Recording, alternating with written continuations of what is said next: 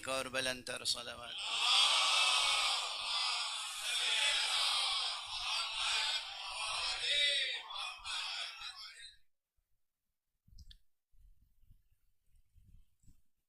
یہ عالم ہستی اور یہ زندگی اور موت کے بدلتے ہوئے رنگ،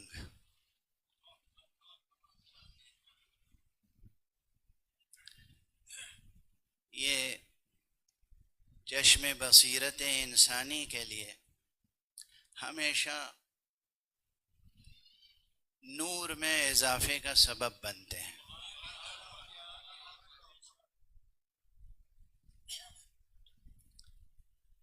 عموماً موت کی ایصال ثواب کی مجلسوں میں وہ مشہور آیت تلاوت کی جاتی ہے جو قرآن مجید میں 3 مقامات پر آئی ہے. کل نفس ذائقۃ الموت. یہ قرآن مجید میں 3 مقامات پر آئی ہے. سورہ مبارکہ عنکبوت میں، سورہ مبارکہ انبیاء میں، اور سورہ مبارکہ آل عمران میں. تینوں مقامات پر لفظ ذائقہ ضرور موجود ہے.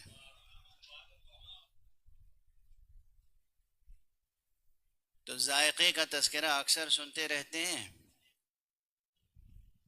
یہ حواس خمسہ انسانی میں 5 چیزیں ہیں. میں نے چاہا کہ جس چیز کا تذکرہ بہت کم ہوتا ہے وہ رنگ ہے.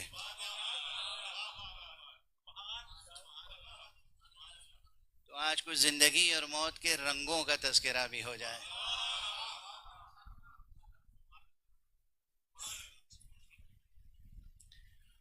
قرآن مجید میں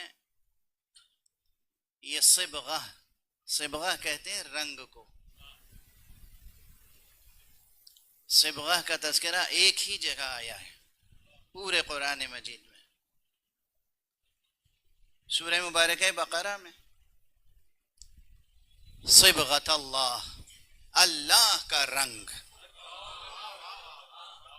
ومن احسن من اللہ صبغہ، اور اللہ کے رنگ سے بڑھ کر کون سا رنگ ہو سکتا؟ اس سے بہتر، اس سے برتر، اس سے زیادہ دیدہ زیب، اس سے زیادہ پرکشش اور رنگ کون سا رنگ ہو سکتا ہے؟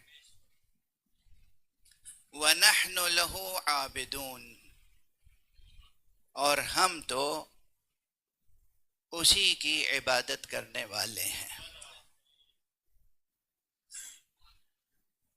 اس آیت کریمہ میں ایک کے انتخاب میں ایک رعایت اور ذہن میں رہی. ابھی آ رہا تھا سوچتا ہوا کہ بھئی کس آیت کو عنوان قرار دوں. تو جناب سید عابد رضوی صاحب کے نام میں لفظ عابد ہے. یوں تو قرآن مجید میں بہت سے مقامات پر عابد کا کلمہ آیا ہے، سورہ کافرون میں بھی آیا ہے،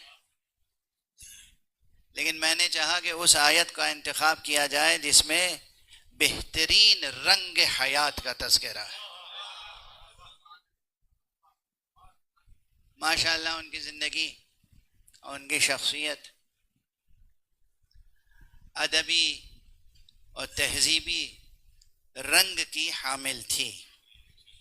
اپنے رنگ کی ایک منفرد شخصیت کے مالک تھے. اس اعتبار سے پہلا کلمہ صبغہ کا بھی مناسبت رکھتا ہے. دیکھیے رنگ تو بہت ہیں، بہت سے رنگ ہیں. کتنے رنگ ممکن ہیں زندگی کے، آج تک کوئی شمار نہیں کر سکا ہے.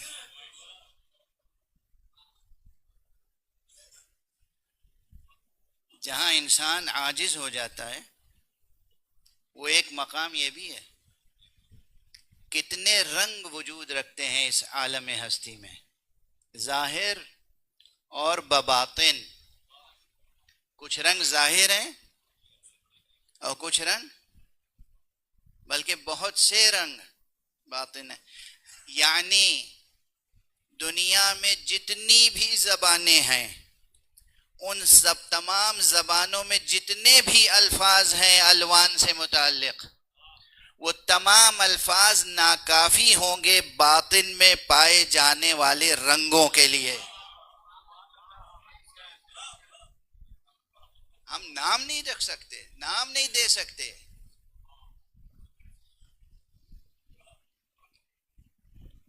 جل الخالق فتبارک اللہ احسن الخالقین.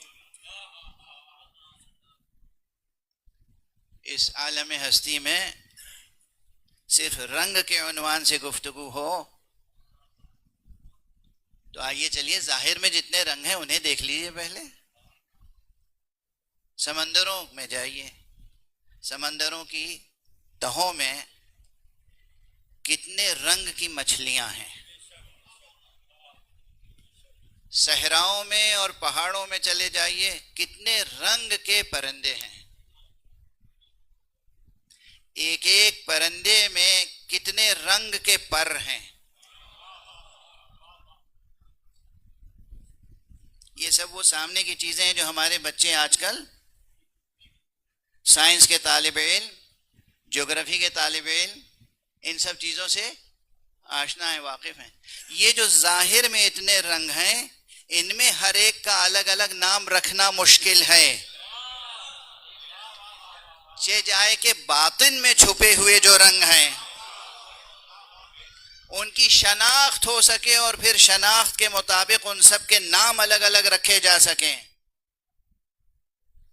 جب عالم وجود میں، عالم ہستی میں، عالم ظاہر میں، عالم مادی میں، عالم مادی کے باطن میں پائے جانے والے رنگ اتنے ہیں تو عالم مجرد اور اس کے باطن میں پائے جانے والے معنوی رنگ کتنے ہوں گے. کیا بے کرانی ہے عالم ہستی کی، کیا بے کرانی ہے. اور اس بے کرانی کا اندازہ کوئی کر لے تو پھر اس کے خالق کی عظمت کے سامنے سجدہ کیے بغیر چارہ نہیں. کیا لامتناہی ہے عالم، عالم وجود، عالم ہستی. اب کون ہے اس کا خالق؟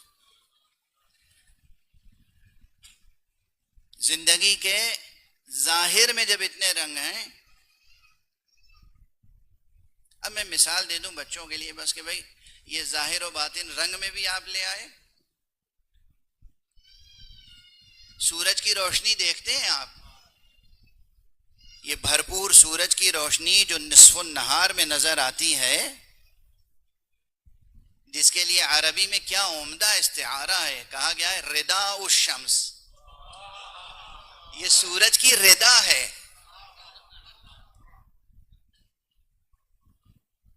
یہ سورج کی روشنی، یہ ردائے شمس، یہ عبائے شمس، یہ کیسی نظر آتی ہے آپ کو؟ اچھا نظر بھی آتی ہے کہ نہیں؟ کسی مفکر کا ایک جملہ بہت یاد آ رہا ہے اس وقت مجھے. دو چیزیں ایسی ہیں جنہیں نظر بھر کے انسان دیکھ نہیں سکتا، ایک نصف النہار کا دمکتا ہوا سورج، دوسرے موت.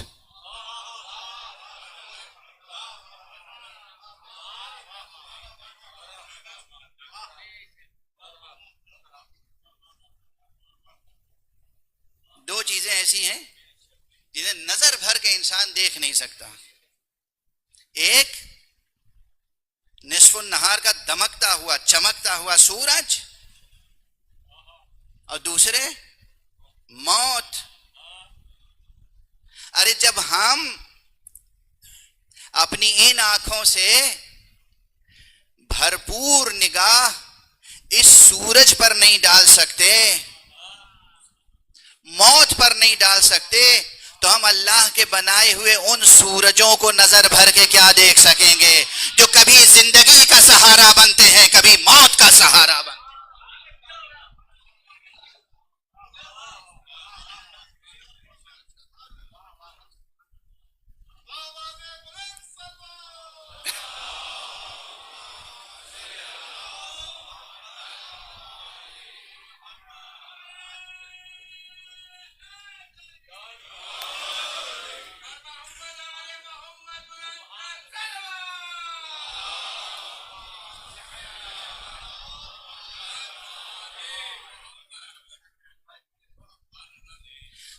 سورج کو نظر بھر کے نہیں دیکھ سکتے تو اس پیغمبر خاتم کے چہرے کو نظر بھر کے کیا دیکھ سکیں گے جس کے صدقے میں سورج کو نور عطا ہوا. ایک روایت یاد آ گئی مجھے.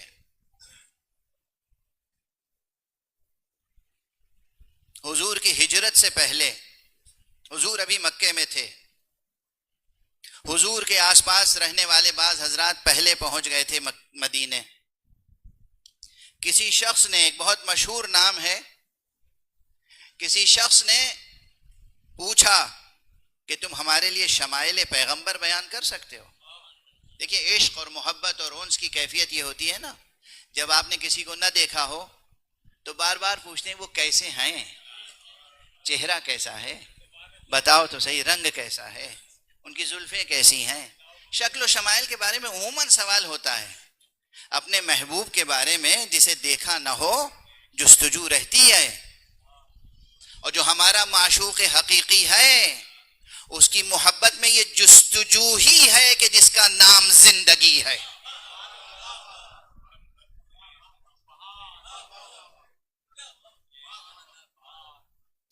کاش یہ جملہ محفوظ رہ جائے.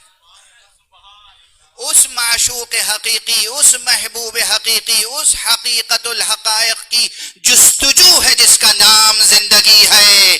جہاں یہ جستجو ختم ہو جائے وہیں موت طاری ہو جاتی.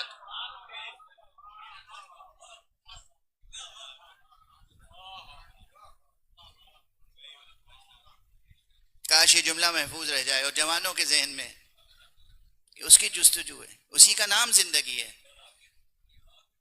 زندگی اسی کی جستجو کا نام ہے. یعنی جستجو اور زندگی ایک حقیقت کے دو نام ہیں. زندگی جستجو ہے، مگر کس کی جستجو؟ ارے ہم مادی چیزوں کی تلاش میں اپنے قدم سے سفر کرتے ہیں، لیکن یہ سانسوں کے ذریعے سے جو سفر ہوتا ہے یہ ایک علامت ہے کہ ہم اپنے باطن وجود اور ظاہر وجود کے ساتھ کسی کی جستجو میں رواں دواں ہیں، اور اسی کا نام زندگی ہے. اسی کا نام زندگی ہے. بہرحال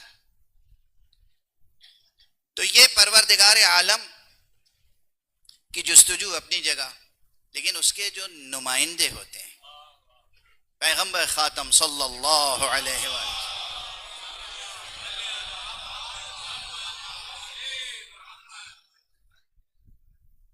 مظہر کامل حقیقت الحقائق، مظہر کامل حقیقت الحقائق جو اعلان ہو چکا، مبعوث ہو چکے ہیں. وہاں بہت سے لوگ ایمان لا چکے تھے مدینے میں. جب بعض ایسے اصحاب سے پوچھا گیا ہے کہ جو بہت سے مقامات پر ساتھ رہے ہیں، تنہائی میں بھی، میدان میں بھی، گھر میں بھی، مسجد میں بھی، کہا جاتا ہے کہ ایسے ایسے مقامات پر ساتھ رہے. کہا جاتا ہے ایسے ایسے مقامات پر ساتھ رہے جہاں ان کے علاوہ کوئی اور نہ تھا. اس قدر قریب رہنے کے باوجود جب پوچھا گیا کہ بھائی ان کے شکل و شمائل کیسے ہیں، کہا یہ مجھ سے نہ پوچھو، یہ پوچھنا ہو تو بس کوئی بتا نہ سکے گا سوائے علی کے.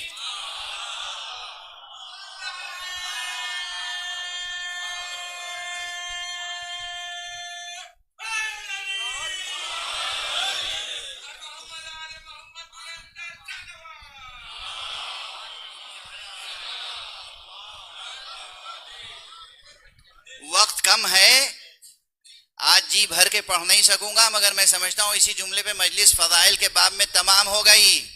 ایک سوال پر آپ کے ذہنوں کو مزید جستجو کی طرف دعوت دے رہا ہوں. جو ساتھ رہتا ہو برابر مسلسل اور ظاہر پیغمبر کی تصویر کشی نہ کر سکے، وہ سیرت پیغمبر کیا بیان کرے؟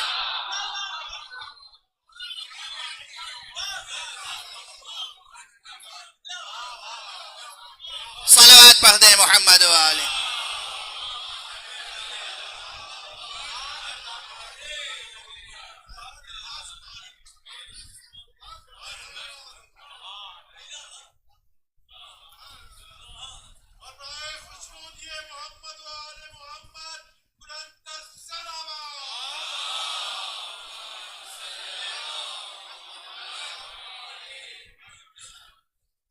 مقام عبرت ہے.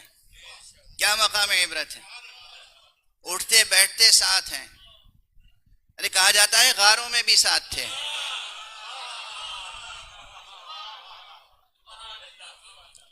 جنگوں میں بھی میدان جنگ میں جا کر دشمنوں سے تیغ زنی نہیں کرتے تھے، اکثر وہیں رہتے تھے جہاں پیغمبر رہتے تھے.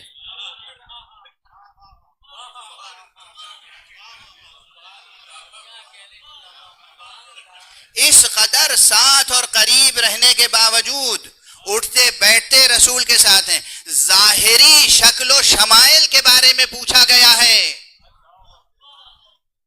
فرمایا اسے میں نہیں بیان کر سکتا، اور یہ بھی خود اعتراف کیا کوئی نہیں بیان کر سکے گا، پوچھنا ہو تو علی سے پوچھو. اچھا یہ روایت میں نے عرض کیوں کیا آپ کے سامنے آج؟ صرف ایک بات عرض کرنے کے لیے کہ جب سورج کو آپ نظر بھر کے نہیں دیکھ سکتے تو اس کو نظر بھر کے کیا دیکھیں گے جس کے صدقے میں سورج روشن ہوا. لوگ سمجھتے کہ یہ خطیبانہ جملہ ہے، شاعرانہ مبالغہ ہے. میں نے تاریخ اور حدیث سے آپ کے سامنے شاہد پیش کیا ہے. کوئی نہیں ہے اس روئے زمین پر جس نے محمد صلی اللہ علیہ وآلہ وسلم کا چہرہ بھی نظر بھر کے دیکھا ہو سوائے چشم مشیت کے جس کا نام علی ہے. صلوات پڑھ دیں محمد.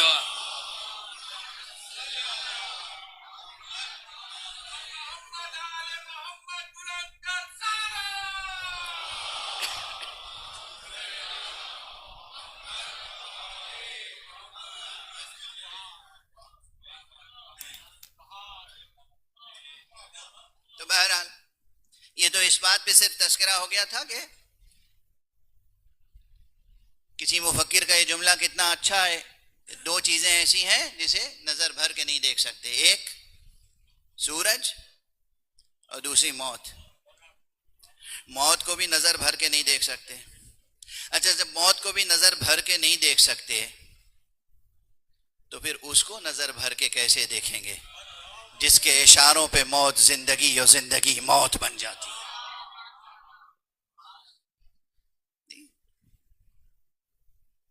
کیسے نازک مقام پہ گفتگو. یہ مقامات وہ ہیں جو بس سوچتے رہیے اور اپنے پورے وجود کے ساتھ محسوس کرتے رہیے. الفاظ ساتھ نہیں دیتے. آبا و اجداد کو کروٹ کروٹ جنت نصیب فرمائے. ان کے در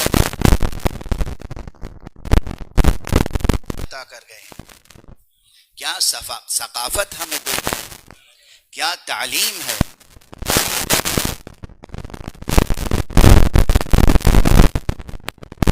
غم بھلانے کے لیے اور اس کی روح کو شاد کرنے کے لیے تذکرہ کس کا کرتے ہیں؟ محمد اور آل محمد کا تذکرہ کرتے ہیں.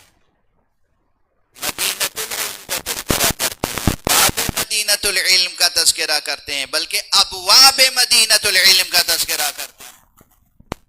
یہ بات آپ کے سامنے ثابت ہے کہ اولنا محمد، اوسطنا محمد، آخرنا محمد میں سے کسی کے لیے ہے تو علی بھی باب مدینۃ العلم ہے، حسن بھی باب مدینۃ العلم ہے، حسین بھی باب مدینۃ العلم ہے. کیا ہم مدینۃ العلم کا تذکرہ کرتے ہیں یا ابواب مدینۃ العلم؟ یا رسول کا تذکرہ ہوتا ہے اور یا آل رسول سے ہونے والے ان افراد کا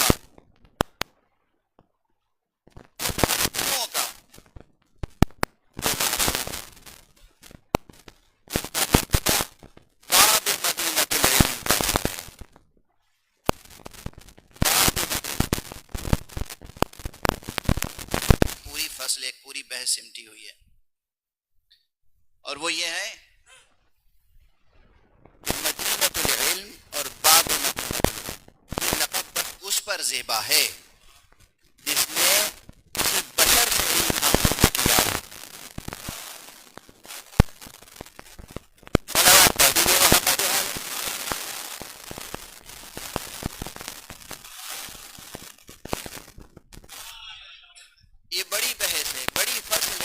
کلام کی، علم کلام کی بھی، عرفان کی بھی، عرفان نظری بطور خاص. مدینۃ العلم یہ لقب، یہ استعارہ، یہ تحقیق، یہ باب مدینۃ العلم، یہ صرف ان ہستیوں پر زیب دیتا ہے جنہوں نے کسی بشر سے علم حاصل نہ کیا ہو، جنہیں براہ راست اس ذات نے علم دیا ہو جس کی ذاتی صفت ہے علم.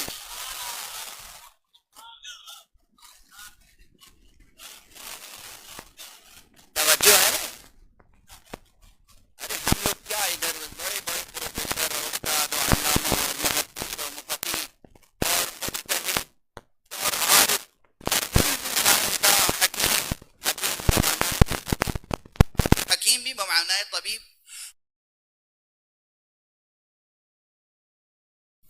یہ سب کے سب معلومات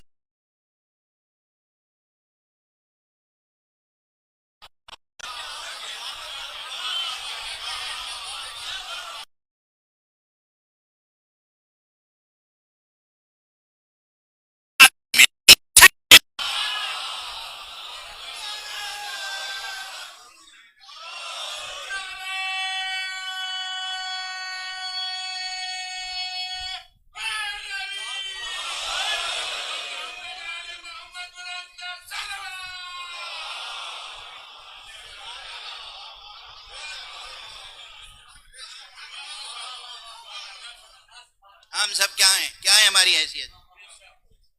تھوڑے سے معلومات یہاں سے لیے، تھوڑے سے یہاں سے لیے، تھوڑے سے ان سے لیے، تھوڑے سے ان سے لیے، علامہ کہلانے لگے. کیا حیثیت ہے؟ علم تو صفت ہے ذات باری کی. ہم میں سے کون ہے جو دعویٰ کرے کہ ہمیں براہ راست اللہ سبحانہ و تعالی سے علم حاصل ہوا؟ کوئی نہیں ہے نا. روئے زمین پر کوئی نہیں ہے جو یہ دعویٰ کرے کہ ہمیں براہ راست حضرت باری تعالی سے علم حاصل ہوا. کوئی نہیں ہے، کوئی نہیں ہے، کوئی نہیں ہے، مگر جس کو خدا خود کہے کہ میں نے براہ راست علم دیا. اور ایسی چند شخصیتیں ہیں، قرآن گواہ ہے، وَعَلَّمَ آدَمَ الْأَسْمَاءَ، اللہ نے آدم کو اسماء تعلیم کیے. حضرت آدم کے لیے بھی یہ ہے، حضرت خاتم صلی اللہ علیہ وآلہ وسلم، وَعَلَّمَكَ مَا لَمْ تَكُنْ تَعْلَمْ، جو آپ جانتے نہیں تھے وہ سب آپ کو سکھایا. خود پیغمبر نے فرمایا ادبنی ربی فاحسن تادیبی، مجھے میرے رب نے سکھایا ہے اور کیا اچھا سکھایا ہے. جو براہ راست حضرت عالم و علیم و علم سے علم پائے وہ ہوتا ہے مدینۃ العلم، اور وہی ہوتا ہے باب مدینۃ العلم. ورنہ جہاں قدم درمیان میں بشر کا آیا اس کے اوپر تو لفظ عالم زیب ہی نہیں دیتا. توجہ رہے، لفظ عالم زیب نہیں دیتا. میں نے کہا نا ہم سب معلومات کے تاجر ہیں. ایمانداری سے تجارت کریں تو ثواب پائیں گے، خیانت کریں تو عذاب. پیغام چلا گیا. صلوات پڑھ دیجئے محمد والے.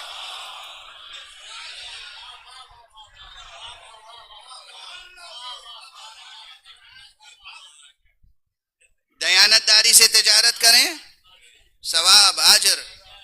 خیانت کریں، عذاب، عذاب علیم، دردناک ترین عذاب. تو بہرحال اب دیکھیے بات سے بات شاخ در شاخ نکلتی چلی آ رہی ہے. یا مدینۃ العلم وہ ہیں جنہیں اللہ نے براہ راست سکھایا ہو، یا وہ ہیں جنہوں نے خدا سے یا رسول سے براہ راست علم الہی کا خزانہ حاصل کیا ہو. اس کے علاوہ کوئی نہیں ہے. وہی بتا سکتے ہیں زندگی کے اسرار کیا ہیں، وہی بتا سکتے ہیں موت کے اسرار کیا ہیں، وہی زندگی اور موت کے رنگوں کی تفسیریں کر سکتے ہیں. ہم نہیں کر سکتے. ہم اگر جمالیات موت پہ غور کریں تو ایک بڑا جو بالکل آپ کے ذوق کی چیز ہے لیکن اس میں کوئی شک نہیں کر سکتا، ایک بڑا مسئلہ یہ ہے کہ موت کی آنکھوں میں آنکھیں ڈال کے تو کوئی نہیں دیکھ سکتا، تو اس کے چہرے کو نظر بھر کے کون دیکھ سکے گا؟ جو موت کو زندگی سے بدل دے. مگر کیا لطف ہے ان کا، کیا کرم ہے، اور موت کی بھی کیا جمالیاتی شان اس حدیث کی روشنی میں سامنے آتی ہے، جہاں مولا کائنات امیر المؤمنین علی ابن ابی طالب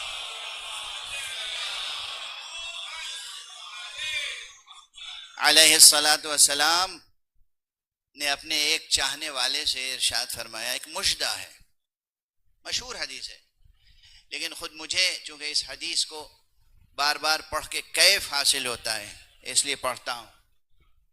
آقا کا ایک چاہنے والا تھا، وہ بھی کیسا چاہنے والا، اس کا نام تھا حارث ہمدانی، مولا کا بوڑھا صحابی، چاہنے والا صحابی.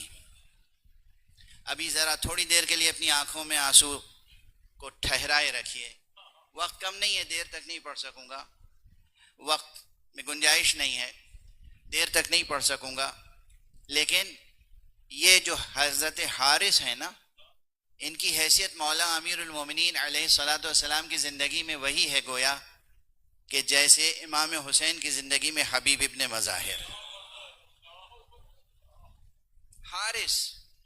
حارث ہمدانی بوڑھے ہو گئے تھے، اتنے بوڑھے کہ ان سے بغیر سہارے کے چلا نہیں جاتا تھا. کوفے میں رہتے تھے، ان کی شان یہ بھی تھی جہاں جہاں مولا علی گئے وہاں وہاں پہنچے. کوفے میں جب مولا علی تھے اس زمانے میں مولا علی کے خدمت میں ایک دن یہ دیکھا کہ حارث چند اپنے عزیزوں، رشتہ داروں، دوستوں کے ساتھ چلے آ رہے ہیں، چلا نہیں جا رہا ہے سہارا لے کر کسی کا، اور پاؤں جیسے گھسٹ رہا ہے. یہ منظر دیکھ کے مولا امیر المومنین کی آنکھوں میں محبت سے آنسو آ گئے، اور مولا اٹھ کھڑے ہوئے اپنی جگہ سے. مسجد کوفہ ہے، اٹھ کھڑے.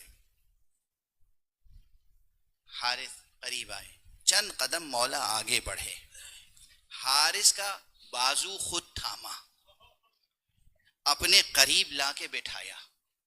حدیث بہت طویل ہے، حدیث بہت طویل ہے. آپ محرومیت کا احساس نہ رکھیے گا. ایک جملہ عرض کر رہا ہوں، حضرت حارث کو جیسے تھاما تھا نا، دل سے پکارو تم میں سے ہر ایک کو علی تھام لیتے ہیں. محرومی کا احساس لے کے نہ جائیے گا. علی ہیں، علی، علی ہیں دست خدا، علی ہیں دست مصطفیٰ. مولا علی اٹھے گئے، بازو تھاما، قریب لا کے بٹھایا.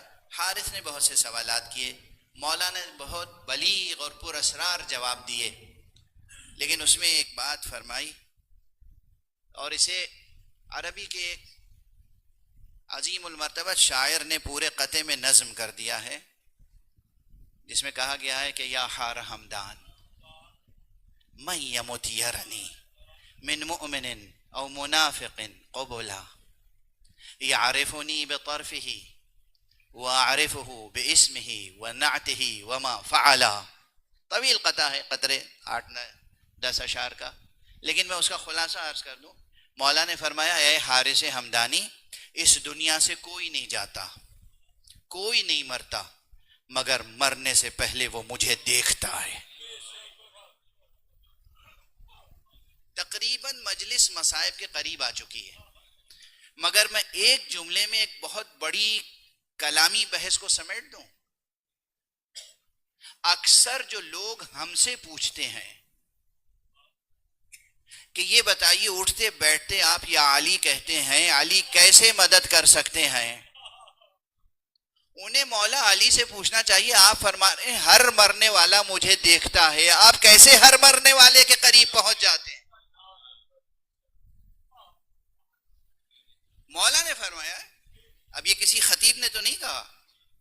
کسی شاعر نے تو نہیں کہا، فرط محبت میں و مبالغے میں. اے حارث، کوئی اس دنیا سے نہیں اٹھتا من مؤمن او منافق، نہ کوئی مومن نہ کوئی منافق، مگر یہ کہ وہ مجھے دیکھتا ہے مرنے سے پہلے. واقعا وقت نہیں ہے ورنہ عرض کرتا یہاں ایک بہت بڑی بحث ہے. اگر فرماتے کہ مرنے کے بعد مجھے ضرور دیکھے گا تو فلسفیانہ اور منطقی اساسیں بدل جاتی، بحث بدل جاتی. دوسرا چیپٹر ہوتا کہ بھئی مرنے کے بعد اس کی روح بھی مجرد ہے، عالم مجرد میں وہ بھی ہے، دیکھنے کا کوئی مسئلہ نہیں ہے، کوئی مادی حجاب درمیان میں نہیں ہے. غور فرما رہے ہیں کتنی بڑی بحث ہے. اگر مولا فرماتے کہ ہر مرنے والا مرنے کے بعد مجھے دیکھے گا، مسئلہ آسان تھا. فرما رہے ہیں ہر مرنے والا مرنے سے پہلے مجھے دیکھے گا، یعنی اسی عالم اسباب میں انہی مادی حجابات کے باوجود وہ وقت وہ ہوگا کہ وہ مجھے دیکھے گا. من مومن او منافق قبلا، مرنے سے پہلے دیکھے گا، مرنے سے ذرا دیر پہلے دیکھے گا. یہاں زمانی مکانی حجابات کی بحثیں بہت دقت نظر کے ساتھ درمیان میں آئیں گی. دیکھے گا تو کیسے؟ میں نے عرض کیا کہ اب جو ساری دنیا میں ہم سے پوچھا جائے، اب تو ہم میں ایسے پیدا ہو گئے ہیں، ہمارے ہاں ایسے مقصرین پیدا ہو گئے ہیں. اپنے بارے میں کچھ نہیں کہتا، اپنے بارے میں تو میں کہتا ہوں میں قاصر بھی ہوں مقصر بھی.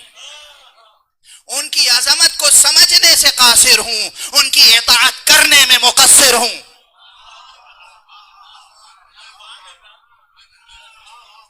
جو اطاعت کا حق ہے ادا نہیں ہو سکتا، جو معرفت کا حق ہے ادا نہیں ہو سکتا، معرفت کا حق ادا نہیں ہو سکتا قاصر، اطاعت کا حق ادا نہیں ہو سکتا مقصر.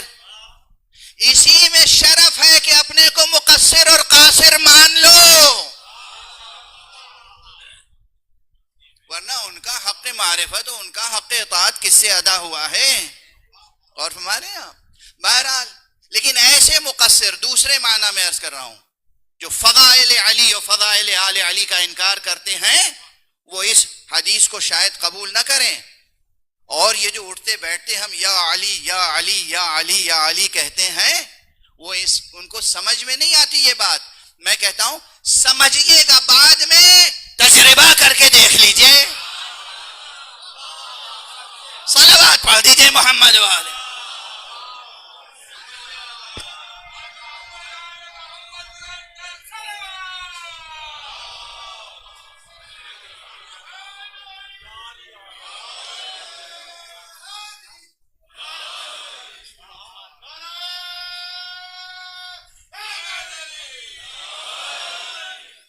اکثر ایسے بحث کرنے والے، ایسے مناظرہ باز، میں کیا عرض کروں، وہ پوچھتے ہیں کہاں ہے روایت، کیا ہے دلیل. کوئی انسان اپنا تجربہ بیان کر رہا ہے اور آپ اس سے روایت پوچھ رہے ہیں. روایت تو ماضی کی داستان ہوتی ہے، ہم تو اپنے تجربے عرض کرتے ہیں. ہم علی کو پکارتے ہیں اور دست علی کی امداد اور استمداد کو محسوس کرتے ہیں اور ثمرات کو اپنی زندگی میں دیکھتے ہیں. ہم نتائج اور ثمرات کو اپنے سامنے دیکھتے ہیں. پوچھو کراچی کے ماتمیوں سے، پوچھو جب بم بلاسٹ ہوا تھا ان کے اندر طاقت تھی کہ علم کو سنبھال کے رکھیں؟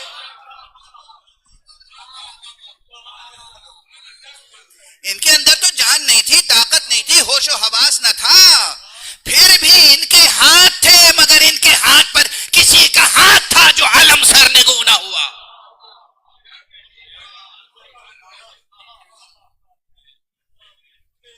یہ جو اٹھتے بیٹھتے آپ یا علی کرتے ہیں یہ یوں ہی نہیں ہے. بہرحال یہ بحث بہت غور طلب ہے کہ آپ نے اس مشہور حدیث میں یہ نہیں فرمایا کہ مرنے کے بعد مجھے دیکھے گا. مرنے کے بعد کیا ہے؟ عالم مادی سے روح انسانی روح جدا ہو گئی، اب عالم مجرد ہے یا عالم مثالی ہے. عالم مثالی کے احکام الگ ہیں، عالم مجرد کے احکام الگ ہیں، وہاں کے قوانین الگ ہیں، وہاں کے قاعدے الگ ہیں. یہ عالم مادی ہے، یہاں کے قوانین اور قاعدے الگ ہیں، اور یہاں سب سے مضبوط جو حجاب ہے وہ حجاب زمانی و مکانی ہے. فرما رہے نہیں مرنے سے پہلے مجھے دیکھے گا. یہ اعلان کہ مرنے سے پہلے مجھے دیکھے گا یہ وہی کر سکتا ہے کہ جس کو قدرت و طاقت و حق تصرف زمان و مکان پر حاصل ہو.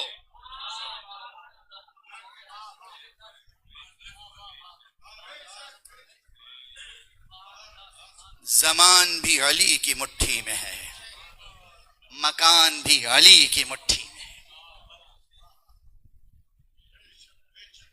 آپ بے شک کر رہے ہیں، داد دے رہے ہیں، درود پڑھ رہے ہیں، وجد کر رہے ہیں، جھوم رہے ہیں. میری نگاہوں میں تو وہ چہرے ہیں کہ جو چہرے ذکر علی سے مرجھا جاتے ہیں.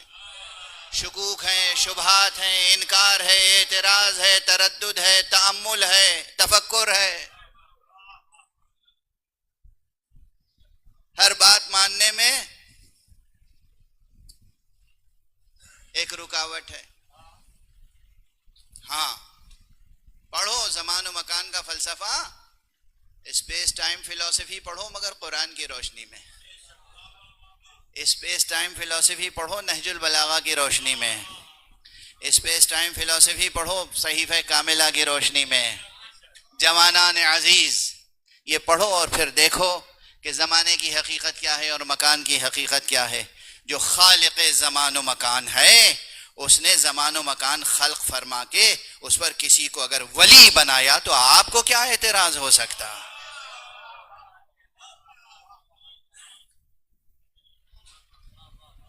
تو علی یہ ولی آئیں گے، کب آئیں گے؟ موت سے پہلے آئیں گے. یہ کتنا ہی بڑی ایک جمالیاتی حقیقت ہے جو موت سے جڑی ہوئی ہے. بس گفتگو تمام کر رہا ہوں،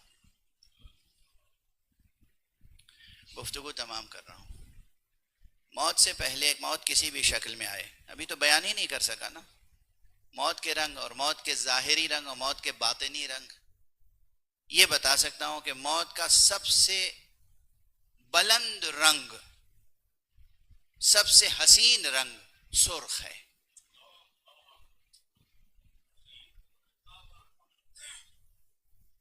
اور یہ عرض کروں کہ سورج کی روشنی میں جو ڈسٹنٹ ریز ہیں، جو سب سے بلند افق پہ دور نظر آتی ہیں، وہ بھی سرخ نظر آتی ہیں. شفق کی حقیقت کیا ہے؟ شفق کی حقیقت کیا ہے؟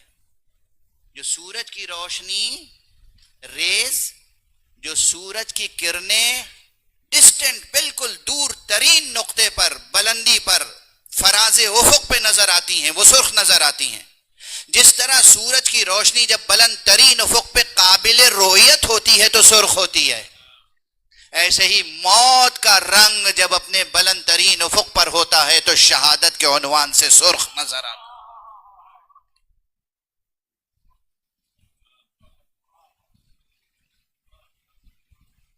موت. بہرحال دو تین فقرے عرض کر دوں اور گفتگو تمام. محرم کی آمد ہے.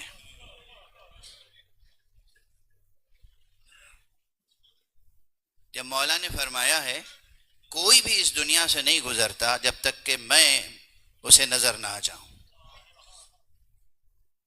یعنی تشریف لاتے ہیں. آقا امیر المومنین یہ بتائیے جب آپ روز عاشورہ کربلا،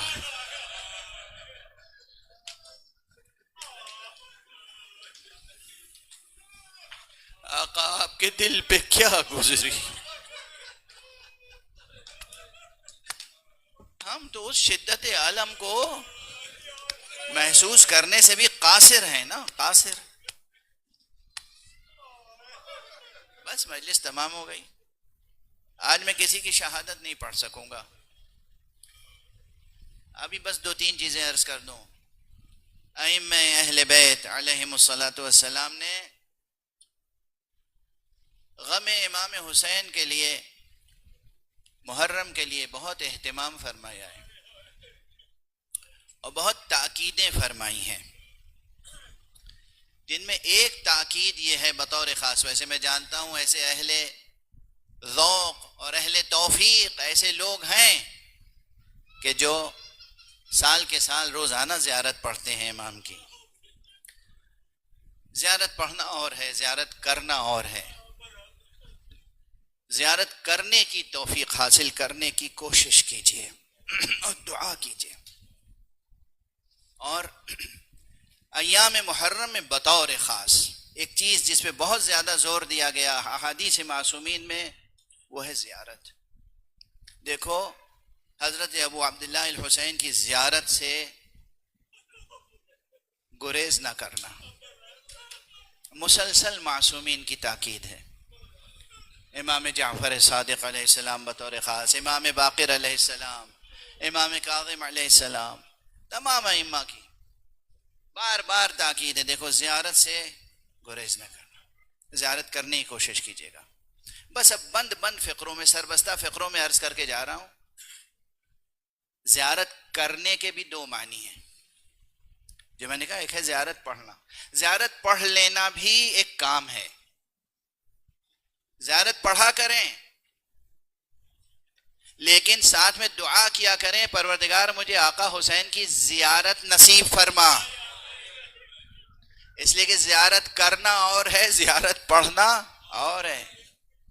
زیارت کرنے میں ایک تو یہ پہلو ہے کہ کوئی شخص کربلا جائے تو سمجھتا ہے ہم نے حسین کی زیارت کر لی. حالانکہ میں جانتا ہوں ایسے بھی لوگ ہیں، اگر دل میں شکوک ہیں، شبہات ہیں، اعتقاد درست نہیں ہے تو کربلا جا کے بھی وہ زیارت پڑھتے ہیں، زیارت کرتے نہیں ہیں، انہیں زیارت نصیب نہیں ہوتی. دوسرے معنی میں، معنوی اعتبار سے، باطنی اعتبار سے، عرفانی اعتبار سے دعا کرو کہ پروردگار ہمیں زیارت نصیب فرما. سمجھ رہے ہیں آپ؟ زیارت کے معنی ہے ملاقات، زیارت کے معنی ہے دیدار. تو زیارت کرنا اور ہے، زیارت پڑھنا اور ہے. زیارت پڑھیں اور زیارت کرنے کی تمنا کریں اور زیارت کرنے کی ریاضت کریں. زیارت کا آپ کسی سے ملاقات کرنے کے لیے جاتے ہیں، تیاری کرتے ہیں نہیں کرتے ہیں؟ جوانان عزیز، بزرگان محترم، کسی کو انویٹیشن مل جائے کسی بڑے عہدیدار کے یہاں جانے کے لیے تو دیکھیں گے کہ کس رنگ کا لباس ہو، کس ڈیزائن کا لباس ہو، وہ کہاں کا سلا ہوا ہو اور کہاں کا بنا ہوا ہو. یہ تیاری ہوتی ہے ملاقات کے لیے. آقا حسین سے ملاقات کی کیا تیاری ہے؟ پیغام پہنچ گیا. ایک ہے زیارت پڑھنا، ایک ہے زیارت کرنا. بہرحال خدا آپ سب کو زیارت پڑھنے اور زیارت کرنے کی توفیق عطا فرمائے، زیارت سید الشہداء نصیب فرمائے. ایک تاکید جس پر معصومین نے بہت کی وہ زیارت ہے. دوسرے گریہ. کہا میرے جد مظلوم پہ گریہ کیا کرو. تمہیں دنیا کا کوئی غم ہو، اگر رونا ہے تو حسین پر رونا. بس اس کے بعد آپ نے کچھ اور بھی فرمایا ہے. میرے جد مظلوم پہ رونا ان کی پیاس کو یاد کر کے رو. بس دو فقرے عرض کر رہا ہوں، مجلس تمام ہو چکی. میرے جد مظلوم پہ گریہ کرنا تو ان کی شدت آتش کو یاد کرنا.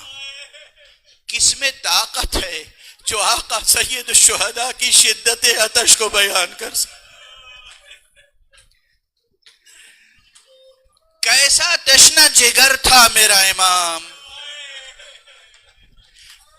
کیسی زبان خشک ہو چکی تھی. اس کے لیے بس وہ ایک جملہ کافی ہے.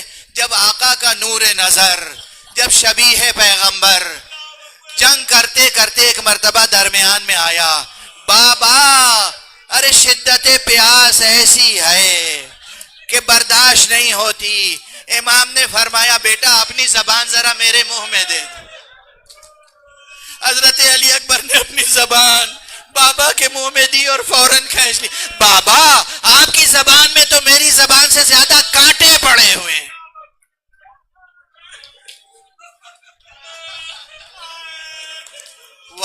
عطشا وحسينا ومحمدا وويلا إنا لله وإنا إليه راجعون رضا بقضائه وتسليما لأمره. پروردگار ہمیں علوم قرآن اور معارف اہل بیت سے آشنا فرما. معبود پروردگار ہمیں زیارت آقا حسین نصیب فرما. پروردگار ہمیں ان کے غم میں گریہ و ماتم و عزاداری کی توفیق عطا فرما. پروردگار مرحوم و مغفور سید عابد رضوی کی مغفرت فرما، ان کے درجات بلند فرما، ان کے اہل و عیال، ان کے سوگوار کنبے کو صبر جمیل عطا فرما اور اس صبر جمیل پر اجر جزیل کرامت فرما. پروردگار اپنے ولی آخر کو اذن ظہور عطا فرما اور ان کے ہاتھوں سے اپنی رحمت و رافت و عدالت کا پرچم لہرا دے. حضرات ایک بار پھر التماس ہے کہ ایک مرتبہ سورہ حمد و 3 مرتبہ سورہ اخلاص کی تلاوت فرما کے رہبر شہید آیت اللہ العظمیٰ سید خامنئی اور ان کے ساتھ شہید ہونے والے تمام شہدائے انقلاب اسلامی اور تمام شہدائے کراچی، تمام شہدائے ملت، تمام شہدائے امت اور سید عابد رضوی مرحوم اور تمام مومنین و مومنات مرحومین کی روحوں کو ایصال فرمائے.